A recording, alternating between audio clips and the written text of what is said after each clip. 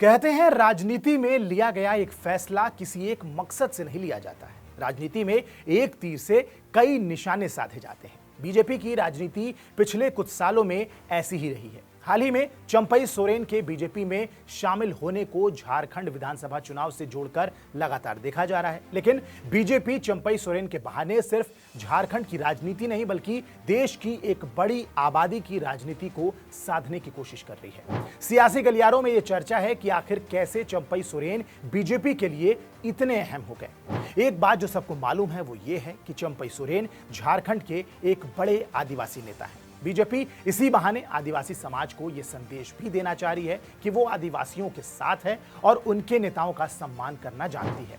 ध्यान देने वाली बात यह है कि चंपई सोरेन तब बीजेपी में शामिल हो रहे हैं जब झारखंड में विधानसभा चुनाव की सुगबुगाहट तेज हो गई है।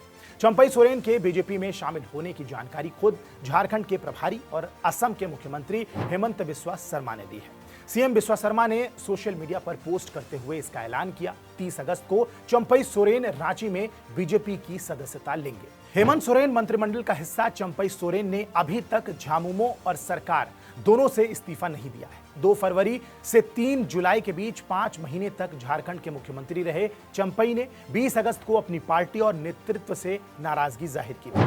सोरेन ने सोशल मीडिया के जरिए अपनी पीड़ा और अपमान की बात भी कही थी। उन्होंने कहा था कि बिना किसी पूर्व सूचना के सीएम पद से मुझे हटा दिया गया।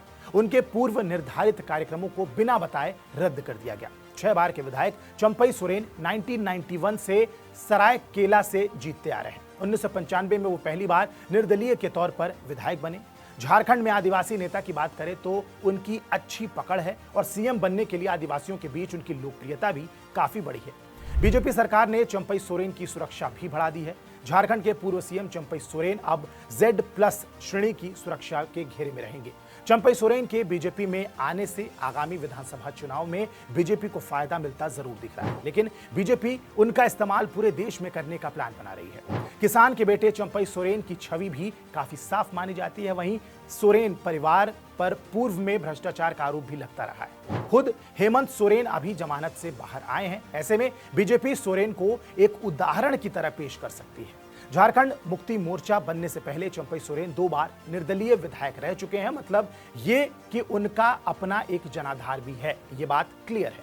चंपई सोरेन को झारखंड टाइगर कहा जाता है। झारखंड राज्य के लिए उनके संघर्ष से उन्हें ये उपनाम मिला है। जानकार बताते हैं कि चंपई सोरेन के बीजेपी में आने से पार्टी कोल्हान क्षेत्र में मजबूत होगी। कोल्हान क्षेत्र झामुमो का एक गढ़ माना जाता है। हेमंत सोरेन के खिलाफ चंपई सोरेन भाजपा के स्टार प्रचारक की भूमिका में भी नजर आएंगे।